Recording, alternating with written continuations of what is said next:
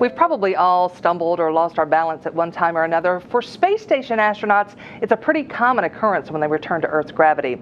A study is now looking at astronauts' vestibular systems. That's part of your inner ear that controls balance, to see why this happens, and what they learn could help folks with those types of balance problems here on Earth.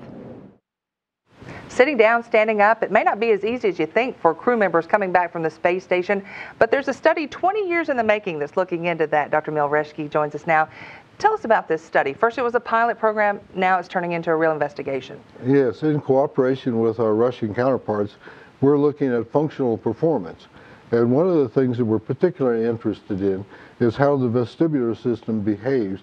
The vestibular system being those organs in your inner ear that maintain your balance and help you see when your head is moving.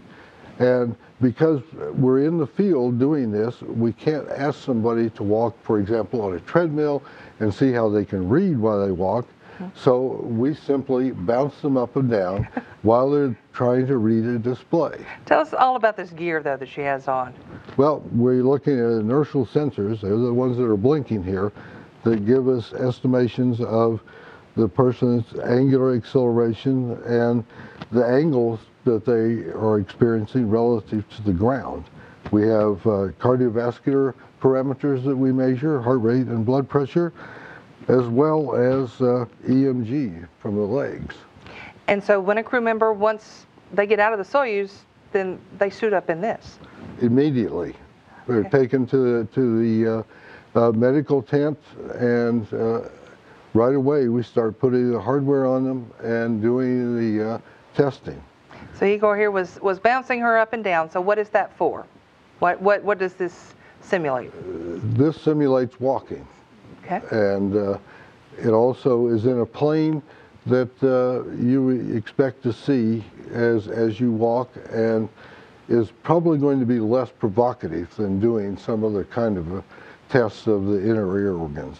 Now we're talking about this with crew members, but this is helping folks on Earth too. Absolutely. We're dealing with an aging population now, and countermeasures for the kinds of difficulty that they experience is what's really needed. Quite frankly, crew members are not terribly stable on their feet. Jack Schmidt having a few problems. We saw several times, if you recall, the moon flights where the crew members fell down.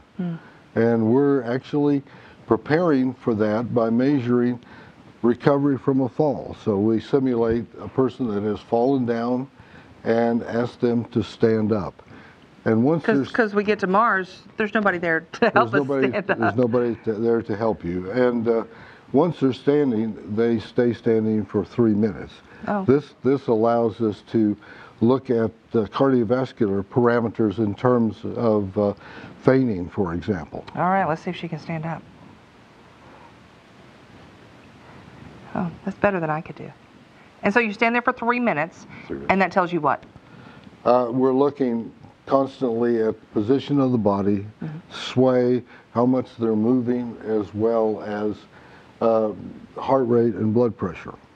So how many tasks do we look at? How many little exercises do they have to go through? We have between 12 and 13, including the Russian activity that we engage in. Okay, and so you have one more for me. One more for you. You're going to do what's called a tandem heel-to-toe walk, which we do with the eyes closed and the eyes open. Wow, I've never done this one before. I promise, Mom. All right, so cross my arms. Cross your arms. Close my eyes, heel to toe, and walk the line.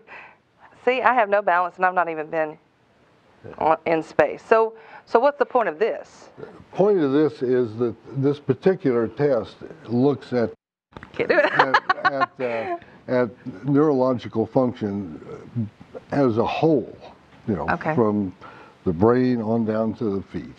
And, well, mine apparently doesn't go together.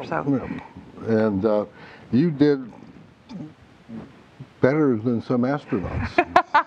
I like that. I'll take that. Thank you, Dr. Reschke. Yes.